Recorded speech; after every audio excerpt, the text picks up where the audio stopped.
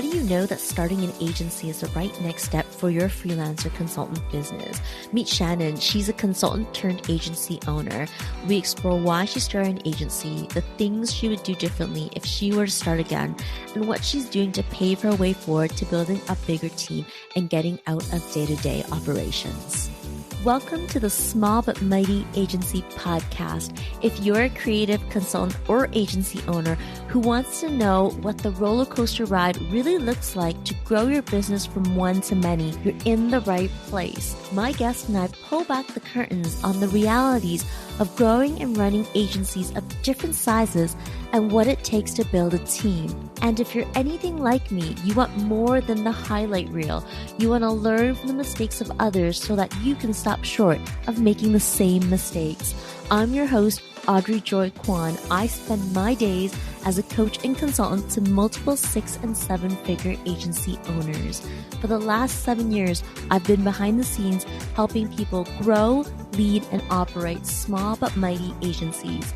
Here at the Small But Mighty Agency Podcast, we'll uncover what works and, equally as important, what didn't work to get these business owners to where they are today. Hi, Shannon. Hi, Audrey. How's it going? It's good. So before we dive in, tell us about your agency, what you do, and who's on your team. So my agency works with purposeful entrepreneurs. We help with their digital footprint on web, social, and email.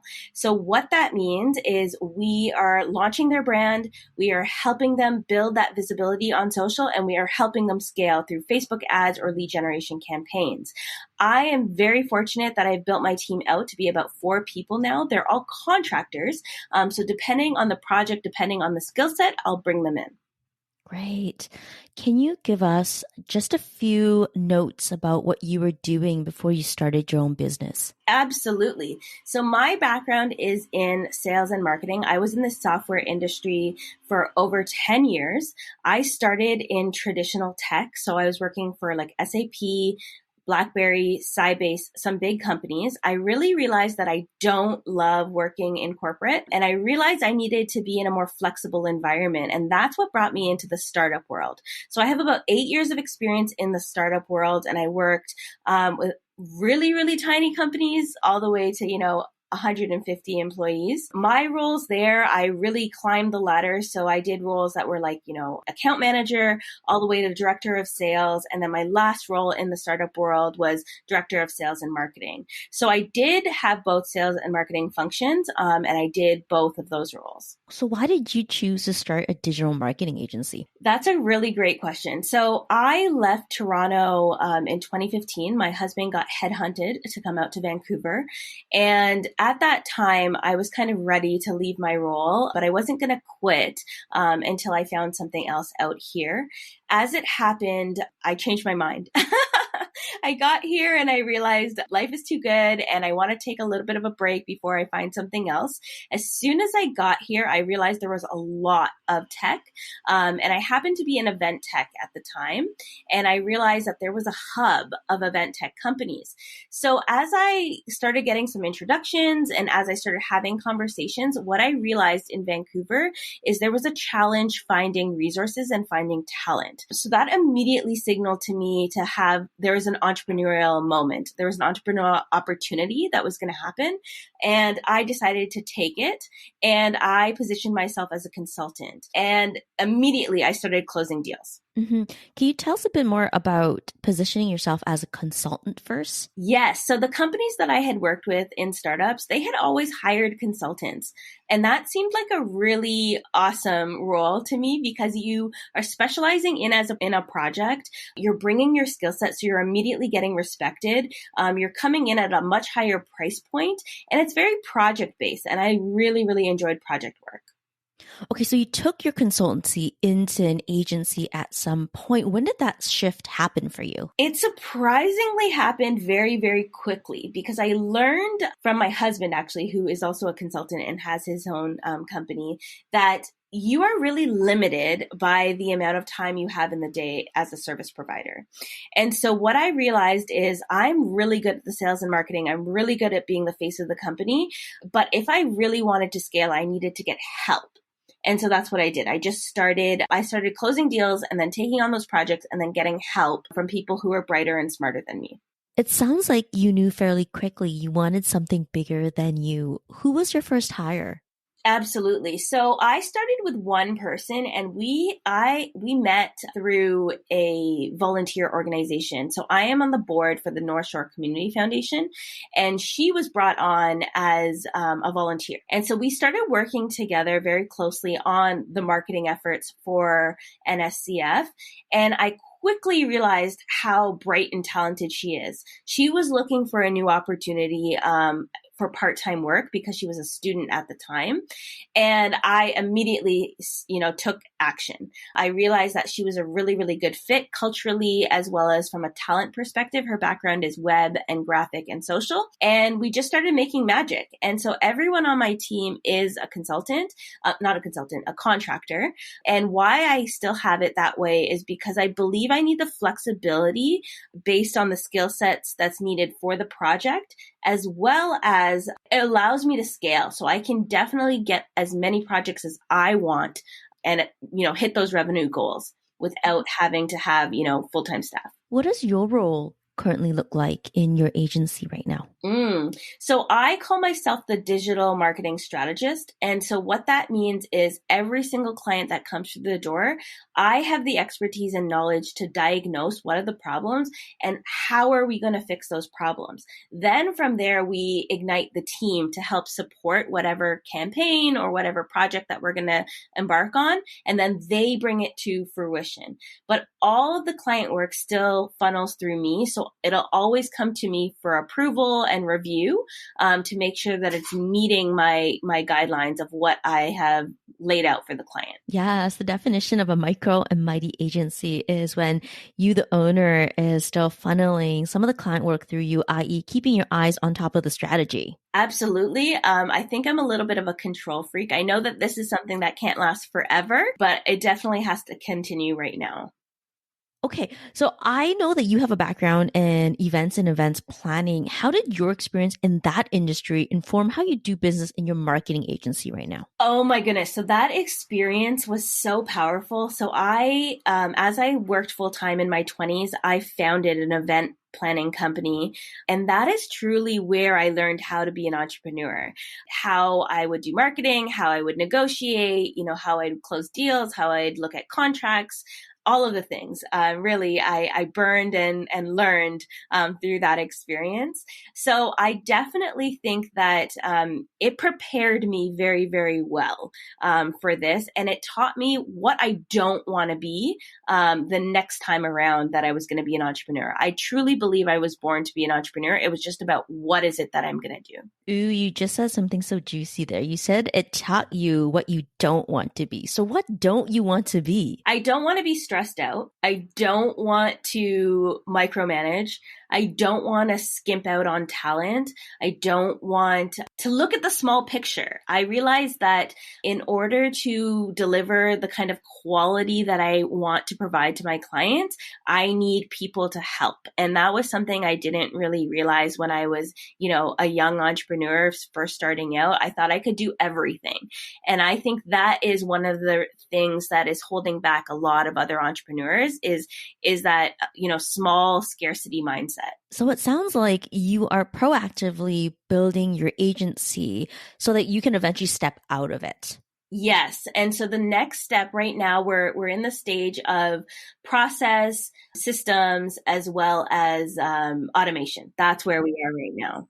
Okay, you are speaking my language when you say systems, processes, and workflows, because we know that as a business owner, to step out of the business, you got to have the processes and systems in place for someone to come in and take those things over. Absolutely. So I want to plug into the first process or system that you've been working on. What is that first process or system in your business that you guys have spent time in? Absolutely. And so coming from software, I am very, very well versed with CRMs, even implementing CRMs, project management tools, invoicing tools, obviously cloud. But the process we recently just worked on was onboarding and how do we onboard those clients clients and pull them through the CRM to get the invoicing going, and then what the onboarding form looks like and how that goes back to the team, and then how it kicks off for the client and the team to get started on work. Yeah, I find that a commonality. Onboarding clients and then also onboarding people onto your team are kind of the two fixtures of the most important processes and systems we can get in place if we're talking about systems and processes for the start of your business. 100%. So if you could go back to the first year in your business, and when I say first year in your business, I mean this business right now, what's one or maybe two things you would do differently? So it's funny because being in digital marketing, I didn't spend any or as much time as I could have or should have, or we preach on my own digital footprint. Coming from sales, I jumped right into making sure I was closing deals. And I would still give that feedback to anybody who's starting a business.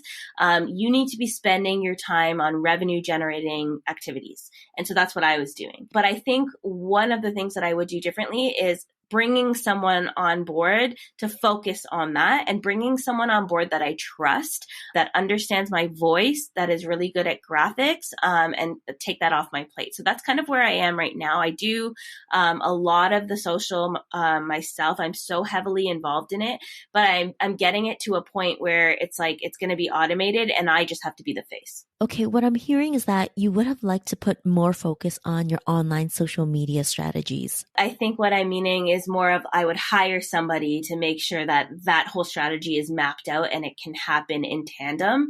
So one of the things that happened in my business was it took off, and within the first year, I became a 6-figure entrepreneur. But that's because I have a network and I have a background. And that's where I pinned, I don't have time for social media. And so what I would do is make sure that I hired someone to make sure that I had time to do it.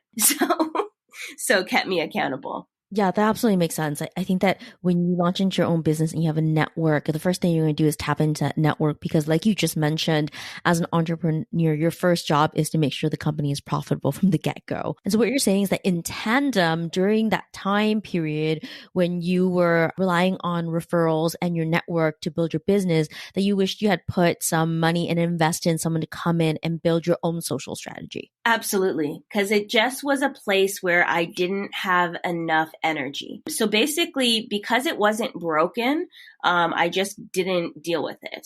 And so what has happened during the pandemic is that people are now looking at digital footprints a lot more finely. And what I mean by digital footprint, I mean websites, I mean social media, I mean not only Instagram, I'm talking Instagram, Facebook, LinkedIn, TikTok, all of the things. They're looking at it with a fine-tooth comb before deciding they want to work with you. So the lead time is definitely a lot higher. The expectation of how you're performing in digital is much greater, especially I'm finding in Instagram since the birth of Reels. And so since Reels has happened, social media marketers are now expected to, grow their audience very, very, very quickly. And if it hasn't happened, it's like, well, why hasn't it happened? You just mentioned that the lead time for your clients has changed. Can you dive into that a bit more? What was your lead time prior to the pandemic, and what does that lead time look like now? And can you share maybe a deeper understanding of why that's happening? Absolutely. So I am considered high ticket, and high ticket is anything above $2,000. And so I don't have, programs. I don't have courses. I don't have, digital packages of PDFs or templates. I don't have any of those things. And that's definitely on the radar to build that part of the business out. But because I've been so focused on the services side, my focus has always been, getting those website deals. Websites can start at 3,000, and they can go anywhere up to 10,000, right? So those are where I was putting my energy and making sure that happens. And then then I realized that there is a huge, huge need for social and social coaching. So I got out of having my team do social media management, and social media management is, to me, it's not really scalable to have somebody else do it unless you're a part of it. So the entrepreneur actually has to get coaching on how to show up and how to build that strategy and then to go out and do it. And so that's where my focus has then turned into with coaching. And then, so we were talking about lead times. So in regards to how long it was taking, I think people were watching me for a while, but now on Instagram, because I'm reaching such a cold audience, it's taking them a lot longer. So I believe my lead time is, previously we were looking at 3 to 6 months. I think now we're looking at like 4 to 9 months. So it sounds like your lead time is getting longer because your reach is getting further.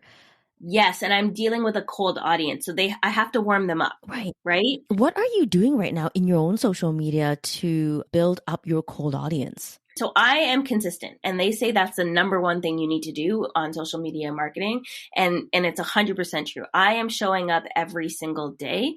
I am providing a boatload of value. So I always care first and foremost about providing my audience with teaching and learning experiences. So that is what I'm doing to warm them up. You'll soon start seeing me do a lot more campaigns around selling, but I need to have the infrastructure in place in order to be running those campaigns, because that audience, that cold audience, is expecting more digestible digital products. Yeah. So it sounds like visibility to gain more cold audience, and then the education or the value to nurture them, and then eventually moving into more sales driven content to convert that audience. Absolutely. And so right now, my process is very much, you have to jump on a sales call, because to be frank, I want to make sure that both of us are a good fit for each other. I don't take on any projects where I don't feel connected. And that's why what I mean when I say I work with purposeful entrepreneurs. I have to have a connection to the work that they're doing, and I have to believe in the work that they're doing. It's not necessarily about, the money and the job. I actually have to like also who I'm working with. Before we get back to the episode, I want to invite you to the free Strategic Connections Roundtable, where creatives, consultants, and service-based business owners can meet new business connections without the awkwardness of traditional networking. It's a curated experience where the group fit is curated so that connections and conversations thrive. That means that every month, a Strategic Connections Roundtable will bring together a group of service-based business owners in similar stages of business who can benefit from knowing each other, so that you can make connections easier, share what your business offers, discover new resources, and have an opportunity to mastermind a challenge. Save your free seat at audreyjoykwan.com/strategic-connections-roundtable. Above all, I care about genuine connections and authentic relationships in business. If that's you, check out the Roundtable and curated networking experience today. You can get all the details and onto the free invite list over at audreyjoykwan.com/strategic-connections-roundtable, or click on the link in the show notes right there in your podcast app. Back to the show. Shannon, I have a question for you that's related to two different brands that you own. I noticed that you own the Shannon DeSouza on-demand brand, and then there's the Marketing for Moms brand. Can you tell us why you pivoted the Shannon DeSouza on-demand brand into Marketing for Moms, and what inspired that decision? Absolutely. So you're catching me at like the tail end of this pivot. And so what had happened is, when I launched my agency, it was DeSouza on Demand, and DeSouza's, Shannon DeSouza. And I liked the play on words that, anytime you needed me, I would be there. What I realized is that if you are going to play, especially in social, people don't care for personal brands until you're like a massive, massive brand. They find it confusing, especially like now when you're perusing content in the Explore page, for example. If I don't know what this person is about, I'm very unlikely to, click more to learn about it and to follow. So I needed to really define my ideal client avatar. And I realized that because of who I am and because I'm, who I'm rubbing shoulders with, I tend to attract a lot of mompreneurs. And so I said, okay, let's make life easy. I do marketing for moms. And ever since I made that pivot, I got so much more response online. It became a lot clearer for individuals of what I do and what I'm providing to them. And so the growth has been really nice and steady, especially because I'm producing a lot of value and I show up every day. And so that's why I did that. Now, why DeSouza On Demand still exists on the internet is because you have to remember links are everywhere. So I still have people like accessing my old website, filling out forms. So I wanted to make sure that it was a seamless transition. When you switched to marketing for moms, you mentioned you saw immediate differences. What was the difference? I mean, the very first thing I saw was engagement. And to me, like that is the only key metric that matters for social. I mean, then the next is conversion. But if people aren't engaging with you, they're not buying from you. So that was a very, very first thing. As soon as I actually changed my name, I started getting messages about that. So that I found super interesting. Then the second thing was my content became more aligned with it. And now you'll see like in, stories, I talk about family. I talk about, mom specific content. I talk about things even in, reels and the content I create that my audience can completely align with. So for Valentine's Day, I did a really funny reel around like my husband forgetting about Valentine's Day. The other day I made a reel about, if you want to call your kid an asshole, like I'm that mom friend that you can talk to about that. And so it just became so much more effortless to do this kind of marketing because I was creating a very homogeneous brand. Okay. So the value here is really having you niche down in who you serve and owning who you serve in your name and in your content. 100% absolutely. What I will say, Audrey, is that it actually doesn't matter because I'm still attracting a lot of people who are not moms and who are men. But what I am attracting is that their energy is very positive because I am a very positive person and their business is still purposeful. Thanks for sharing what's been working for you. On the other hand, what hasn't been working for you? I mean, something that didn't work for me was having a scarcity mindset. And so I think I grew up with a scarcity mindset where I was afraid to spend money. I was afraid to put myself, truly out there. I was afraid to ask for what I wanted. I was afraid to invest, in myself and in my business, and whether it be systems or even hiring better talent than I have today, whatever it may be. And so I started this journey, I think, last November, December, where I truly realized I was having a limiting belief around myself. And what that limiting belief was a scarcity mindset. And I decided to power blast that. And that happened when I was watching a coach that I'd been watching for like 10 months. And she ended up in 10 months growing her business to $600,000 out of nowhere in a pandemic. And so a lot of what she does is, she's not selling mindset, but a lot of what she teaches is around mindset. And that's where I was realizing I was having a block. I wasn't spending enough time on that. I wasn't taking it seriously enough. What are some things you can share with the listeners about power blasting through the limiting beliefs? I think the first step is challenging yourself to recognize what is stopping you. Like asking yourself really hard questions. Why are you not, a $1 million business? Why is that happening? Really, truly. So that's what I did. I really dug into it and I realized I was having a scarcity mindset around finances and investing and hiring the people and the things that I needed, getting the education, whatever it may be. I realized that's what was happening to me. So when you say scarcity mindset, do you mean that you had fear that spending the money would equal losing the money? I had a fear around money, and that's because I grew up in a family that's an immigrant family that, money was a lot harder for them than it is for me. Like I have a really great education. They gave me all the foundational tools that I need to be successful. And so it didn't make sense that I was holding on to the same fears around money that they have in my life. That's what this really meant to me. And it wasn't about losing the money. I think it was just more about like, why should I spend the money? I can do everything myself. And that's not true. I cannot do everything myself. No one human can do everything themselves. I think that I was being a little bit maybe boisterous or thinking that I know everything because that doesn't make any sense. I don't know everything. Well, you asked yourself this question, why should I spend the money? And so you had to get over the block there.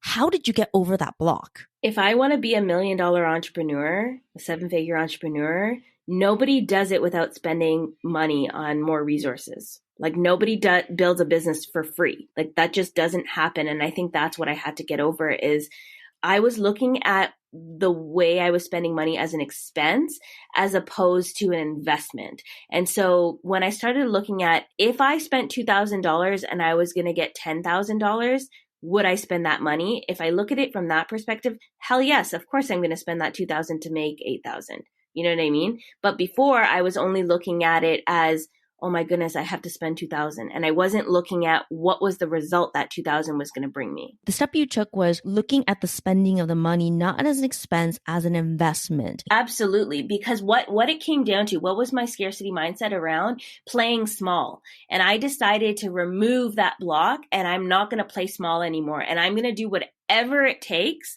at whatever cost it is, because money, what I learned recently, money is just an exchange of energy. So sometimes it's my turn to spend the money. Sometimes it's somebody else's turn to spend the money. Just like my clients, right? They're spending money with me. It's just an exchange of energy. That's all it is. And as soon as I took, the fear out of what money actually is, it didn't matter. And it's changed my relationship with my husband. It's changed my relationship at home with everyone. I'm so much healthier now because I'm not afraid. Thank you so much for sharing that. I think that is 1,000% a powerful message for people who own their own businesses to hear. And I think we have to have these conversations because this is how you level up your business. It is what it is. And it's genuine too, because we're talking about things that people are afraid to talk about. And I think that the whole conversation about money and making money, especially with women are, I find, much more afraid to talk about making money than men are. I would 100% agree with that. And that has a lot to do with social selling. You have to have the confidence to ask for it. Selling is not meant to be icky. If we were all men, this wouldn't even be a conversation. Businesses are online because they have products to sell. So if people are complaining, oh, you sell too much, good riddance. They were never going to buy from you anyways. Okay, so the fear of selling is really the fear of rejection. And what you're saying is that there's a difference between men and women in terms of fear of rejection. 100%. Men, I think men are just not wired to think like this. Women are more emotional, right? And we tend to be overthinkers. So I think it's just women sitting down and just getting scared and thinking about the idea of getting rejected as opposed to truly getting out there and getting rejected. I think I can resonate with that. I'm thinking back to the first years of my business, and I think the hardest thing for me was to go put myself out there and share my services and ask for the sale because of that very thing you just mentioned, the very fear of getting that no. I think over time, getting a bunch of no's, you start to learn that that's just the nature of doing business, that you're going to get no's. Absolutely. And I'm very fortunate that I worked in software sales. And so I learned everything about sales from that. I learned, BANT, which is, budget, authority, need, and timeline. I learned how not to be salesy, where it's really just about relationships. And even till today, I'm very much so relationships first. Just because someone said, it doesn't make sense right now doesn't mean they'll never come back. So it's not like I'm going to throw them out the door and I never want to see them because they didn't buy. For me, that's just an opportunity for me to nurture longer. Before we wrap up this call, I'd like to ask you, what keeps you inspired and at your best? That's a great question. I truly enjoy and love the work that I do, and I'm inspired by the people that I get to work with. I really believe that this is a gift, and I think that's what really gives me energy.